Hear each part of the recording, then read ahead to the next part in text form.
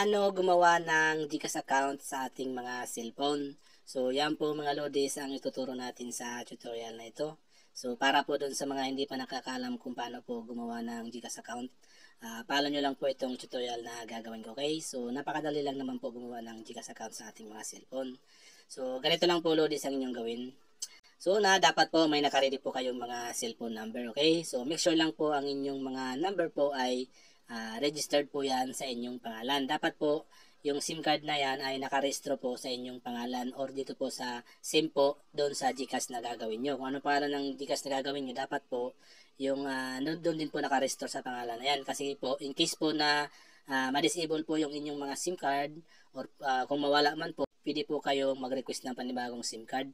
Siyempre po, ang makakapag-request lang po ay yung kung sino po yung nakapangalan doon sa SIM card o kung sino po yung nakarehistro doon sa SIM card niyo. Okay? Hindi dapat po active ang ating mga SIM card.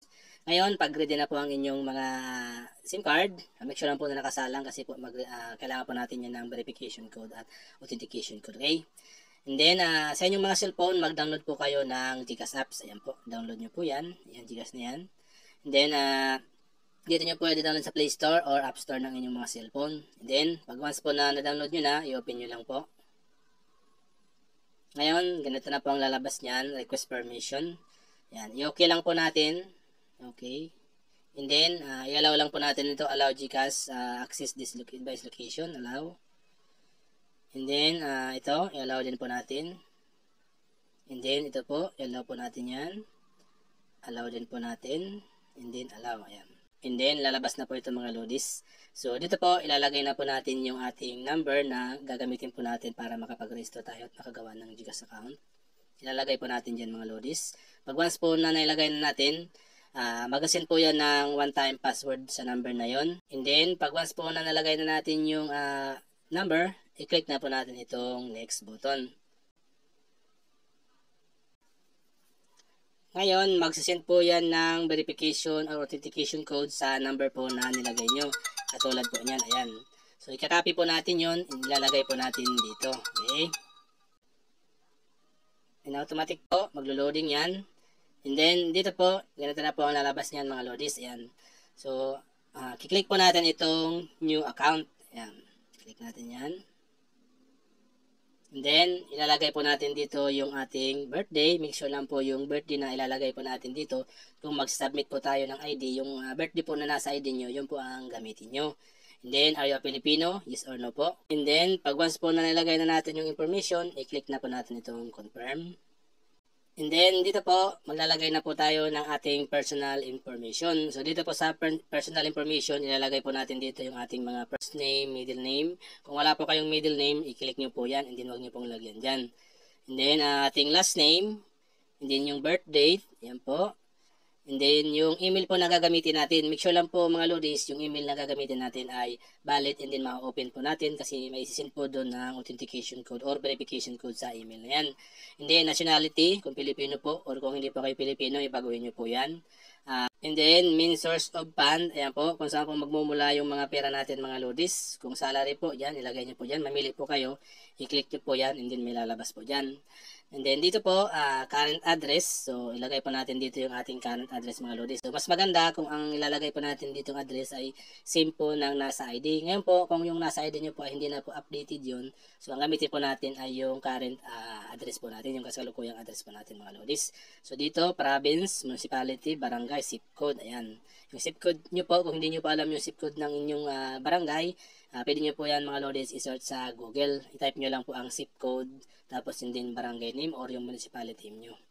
Then dito, kung may street pang inyong lugar, ayan, kung mga sa probinsya po, mga puro, kadalasan puro, wala silang street. And then, kung gagamitin nyo po ay yung address na nilagay nyo dito sa taas, i-click nyo po itong same as current address. Kung iba naman po, so maglagay po kayo dito mga lodis. Yan. Then, kung meron po tayong referral code, kung mayroon po kayong referral code mga lodis, so ilagay nyo po dyan. Itong referral code na ito, magmumula po ito dun sa mga kakilala po natin na mayroon pong GCash account. So, pwede po sila mag-share ng referral code kung sakali pong gusto nila mag-share. Okay? And then, pag nalagay na po natin yung mga information dito, i-click na po natin itong next button. And then, lalabas po ito, review your information. So, dito po, i-review po natin yung information dito kung may tama po o mali. Yan. Kung may mali po, i-edit nyo po. I-back nyo lang po ng konti. And then, ma-edit nyo na po yan mga lodis. So, make sure lang po na yung mga nakalagay dito po ay authentic mga lodis. Okay? Kasi po, in case man po na hindi nyo po ma-open yung inyong mga Gcash, pwede nyo po siyang i-recover. Pag once po kayo nagre-recover, authentic po ang hinahanap ni Gcash. Ayan. And then, hindi rin po kayo makakapag-verify kung hindi po totoo yung mga inilalagay nyo dito. Pag okay na po mga lodis, sure na tama po, i-click nyo na po itong confirm button. And then, dito po, magsisit na po tayo ng ating MPIN. So, ito po, MPIN, ito na po yung gagamitin natin pag once po tayo naglalagin. 4 digit po ito. Dapat po inalagay natin dito, number. And then, same po dapat dito. Dapat po parehas po yun mga lodis. Okay, so wag po kayo maglagay ng katulad ng ganyan, 001234. Kasi po, madali po yan lodis mahack. So, make sure na yung inalagay dito number ay maalala nyo po. And then, siyempre dapat mas maganda kung yung memorable pong number sa inyo para po hindi nyo po laging nakakalimutan. Okay? So, pag nilagay nyo na po dyan, and then, i-click nyo po itong I agree. Yan. Term and condition. Maliit na box na yan. And then, i-click nyo na po itong confirm button. And then, ayan na po mga lodis. So, sabi dito na Gcash, nakapag-register na po tayo. So, dito po, ayan. Ganito na po ang lalabas dyan mga lodis. It's here, introduction account. So, mas maganda mga lodis, kung sa inyo po ang cellphone na to, i-register nyo na po yan. Yes, register this phone. Kung hindi naman po ito sa inyong account, hindi nagpagawa lang kayo gamit ang ibang account mga lodis. So, ino nyo po back to login. Kasi po, hindi nyo po yan malalagin sa ibang cellphone hanggat hindi nyo po ina-unregistered ang Gcash na ito sa inyong mga sa device na pinagawa ng inyong mga Gcash. Okay? Kung inyo po ang cellphone na yan, so ito po ang gawin nyo. I-click nyo po itong yes, I registered this phone. And then, mag-send po yan ng 6-digit authentication code. Ayan po, i-copy po natin yan and then ilagay po natin dito. Pag once po na nalagay na natin dito, i-click natin itong submit button. And then, ayan, magpaprocess na po yan mga lodis. So, ayan po. So, lalabas na po yan dito. Congratulations, your account secured na po. Ayan. And then, dito po, kung gusto po natin secured, mas secured pa natin yung ating account, i-click natin itong go to account secured. So, wag na po muna yan mga lodis. Pwede po natin i-click na itong go to dashboard. Ayan. And then, lalabas na po ito, welcome to Gcash. So, dito po, kung gusto na po natin i-verify yung ating mga Gcash account, mas maganda po i-verify na po natin mga lodis.